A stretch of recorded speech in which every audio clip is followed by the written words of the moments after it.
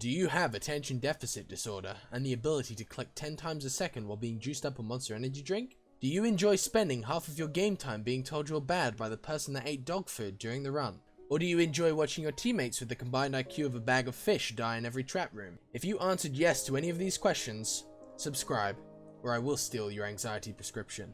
Now where were we?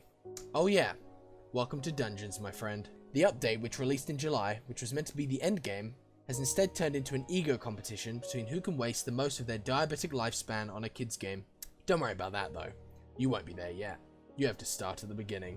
First, you'll need gear, lots of it. I recommend 5-starred recombobulated salmon armor with an aspect of the end for the fattest flex of your wealth. If you're poor, whip out the trusty lapis armor, raider axe, and get ready to spank. For the other floors, you'll want floor 2, lapis armor, recombed. Floor 3, adaptive armor, sharded. Floor 4, ender armor.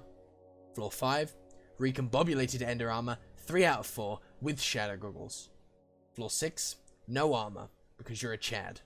And floor 7, full, perfect, tier 3, recombed, 5-starred, enchanted with spicy reforge.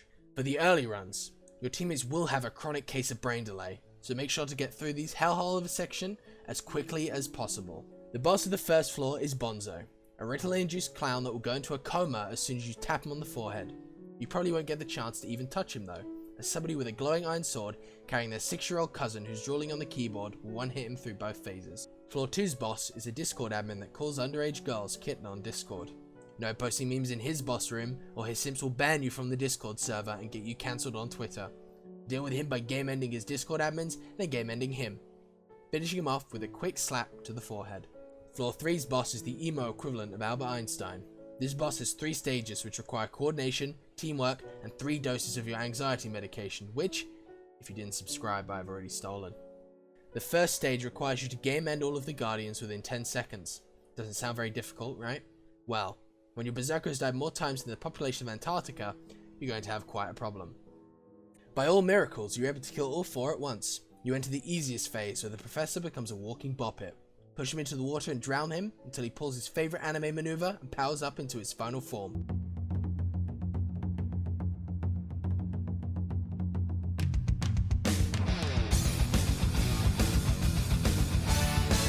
This form is simple. Kill him before he gives you a taste of the medicine you delivered and tries to drown you. Smack him around a couple of times and you're done. Now you're starting to get to the point where dungeons actually become a challenge. So good luck managing the combined mental capacity of 3 chickens running around headless in floor 4.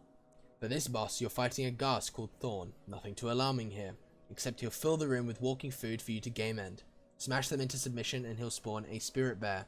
Game end the spirit bear and you get a spirit bow, which will most definitely get stolen by the person with the worst case of Parkinson's in your group. Proceed to watch them miss every shot for the next 20 minutes and rage quit when you try to persuade them to go to a doctor. After 4 hits, which may result in him turning into a Beyblade, you'll have beaten Thorn. This boss is very profitable, actually having some of the better drops out of all the bosses until floor 7. Milk this bad boy for as long as you can. Finally, you're onto floor 5, which is where the big boys come out to play. Now you'll need to start getting S+ to get the big money. S+ means you can only have 2 deaths and have to get all the secrets. Good luck. The boss for floor 5 is a schizophrenic that sucked the power out of Thorn and made his schizophrenic friends a reality. If you game end his friends, he'll drop a fat one-liner and start healing. This is by far one of the easier bosses. Fly up into the ceiling and spam left/right click depending on your class. Very easy. Floor 6 is where things start to get difficult. This is a tank test to see how many steroids you consume on a daily basis. The first phase is the terracotta phase. Mages will get absolutely brutalized here, while berserkers can go to the kitchen and make themselves some lunch. After you survive the terracottas, you'll be greeted by 4 big burly boys. Out of your friends, which are you? Truck freak crazy ass. The fire. After those, you're onto the final big boy, who shares the mechanics of the 4 big burly boys before him. Game ending him, and you're done with the boss. Congrats. Wow, you made it.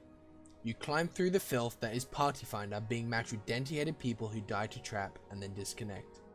Welcome to floor 7, a true test to see just how mentally incapacitated you can become, where your teammate that swam in lava for 90% of the boss fight gets a 400 ml drop. You will be matched with people that use full superior and then get clowned off for the whole dungeon, only to claim they're better than you and die. You will be matched with people that are fresh out the mother's womb, who sold all their Robux to buy a Hyperion. And mentioning that, you will also get no drops. The boss on this floor is Necron, a man with 3 heads and probably 3 This boss has 4 phases. Parkour bouncing off of walls, testing my latency and my teammate's ability to swim in lava. Phase 2, the Crusher, the phase that tests to see if your team can run towards a single point. Pretend they can't. Phase 3, you'll be breaking the Geneva Convention and destroying civilian property. With 4 different stages to this stage, it'll be a real test as to how badly your team is suffering from short-term memory loss and failing Simon Says. Lastly, Phase 4, Necron will stop being a coward and face you head on. DPS him down and you're done. Congratulations! You just beat dungeons. Once you've completed floor 7, you'll be greeted with a new phrase, nice PB, which is something that I learned on the forums. But do you really think that getting past Kata 30 will spare you from denty-headed dungeon parties? Nope. Think again. For the foreseeable future, you'll be grinding floor 7, so instead of being the loser you are, make some friends, run some dungeons, and get mad rich. Now, go play some dungeons, and remember, passing a kidney stone is more comfortable than Party Finder.